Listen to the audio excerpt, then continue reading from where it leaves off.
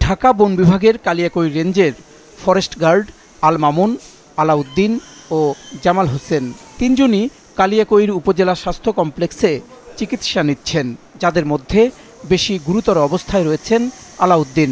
আহত বনরক্ষী আল মামুন বলছিলেন কিভাবে হামলার শিকার হয়েছিলেন তারা। এইটা টোটালি সংগঠিত করছে আপনার এই যে কাশেম কমিশনার, ওনার নিজের দোকানগুলো যেন ভাঙা না হয় এই কারণে উনি একটা কমিশনার হিসাবে এই সবাই উস্কিয়ে দিছে। কালিয়াকৈর রেঞ্জের কালামপুর এলাকার এই বাজারেই বনরক্ষীদের উপর হামলার ঘটনা ঘটেছিল। পুরো জায়গাটি বন বিভাগের গেজেটভুক্ত জমি। এই জমিতেই দীর্ঘদিন ধরে প্রভাবশালীদের যোগ সাজশে দোকানপাট উঠিয়ে ব্যবসা করছিলেন স্থানীয়রা। সেগুলো উচ্ছেদ করতে গেলেই বাধে বিপত্তি। ধরেন আমরা কমিশনারের কাছে যাই, মেয়রের কাছে যাই, তাও পারতে আসি না, তারা কয় বলে করো, হ্যাঁ আমরা করি। আবার ফরেস্টার আইয়া ভাঙ্গে, হ্যাঁ আমরা এই ক্ষতিপূরণ ধরেন দিন আনতে দিন আমরা খাই। আমাকে তো অসহায়ের আর কোনো গতি নাই।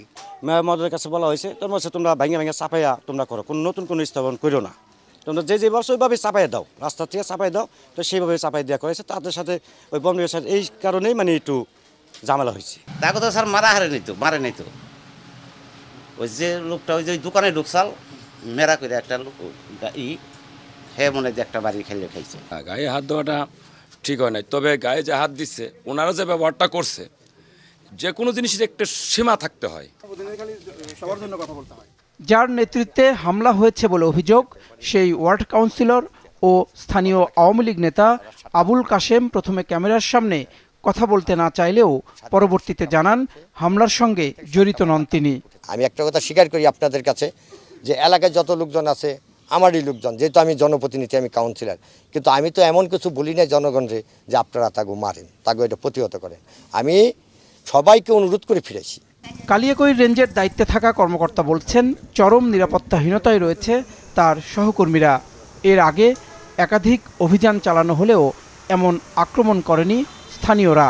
কালামপুর মৌজা 130 গেজেটভুক্ত বনভূমি পুরো জায়গাটা, ওই কাশেম কমিশনের বাড়ি সহ পুরো জায়গাটা, যে রাস্তাটা আর কি ওই যে কালামপুর খাজার থেকে রাস্তার পাশে এই রাস্তাটা ইভেন বনভূমির ওপর দিয়ে রাস্তাটা যাচ্ছে, এবং রাস্তার পাশের আশেপাশের যে ঘরবাড়ি সবগুলো হলো বন বিভাগের বনভূমি আর কি, গেজেটভুক্ত বনভূমি থেকে। তো আমরা এই গেজেটভুক্ত বনভূমিতে আমরা কাউকে আমরা কোনোভাবে নতুনভাবে কোনো স্থাপনা করতে দেবো না, এবং আমরা যারা যে এই জড়িত আর কি ওই বনভূমি জবরদখলের জড়িত তাদেরকে আইনের আওতায় নিয়ে আমরা অবশ্যই ব্যবস্থা নেব। আহতদের সর্বোচ্চ চিকিৎসা দেয়া হচ্ছে, প্রয়োজনে আরও উন্নত চিকিৎসার ব্যবস্থা করা হবে বলেও জানিয়েছে বন বিভাগ। কর্মক্ষেত্রে বন কর্মীরা যে কতটুকু অনিরাপদ সেটি স্পষ্ট হয়ে উঠেছে এই হামলার ঘটনায়। বনভূমি রক্ষার সঙ্গে যারা জড়িত তাদের ন্যূনতম নিরাপত্তা না থাকলে বনভূমি রক্ষা করা আদৌ সম্ভব হবে কি, সেই প্রশ্ন থেকেই যায়। জাহিদ সেলিম, মাছরাঙা সংবাদ, কালিয়াকৈর, গাজীপুর।